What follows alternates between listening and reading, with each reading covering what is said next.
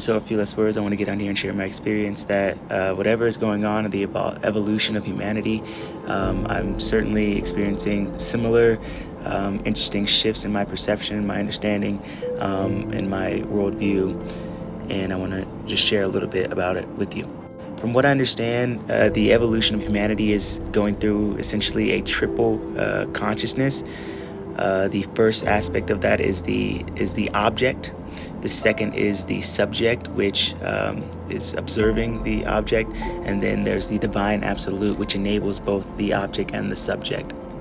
What we are experiencing now as a collective is that we are no longer identifying with form, that we are starting to recognize the soul apart from form, that is in physical form, emotional form, and thought form.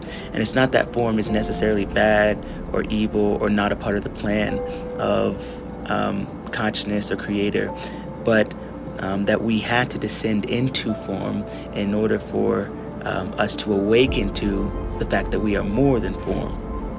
And humankind is compressed time and space, and it's through the four elements, or described through the four elements. First the ether, five technically, the ether, then the air, then the fire, then the water, then the earth.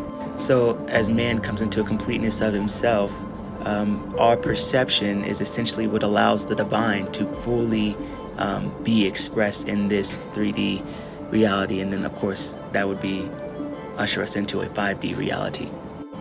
Yeshua, or Jesus, says, therefore you must be perfect as your heavenly Father is perfect. And that means to be complete and to mature.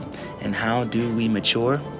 Maturation comes at the end of the process of individuation. That is essentially the process of us integrating through our experiences the multitude of eyes, or the ego, or the personality. Now, the beautiful part about the ego, or the multitude of eyes, is that it does have a creative function. The first aspect that it has is that because there are so many impressions and so many doubts, it gives consciousness to choice. Or in other words, it enables the consciousness of choice.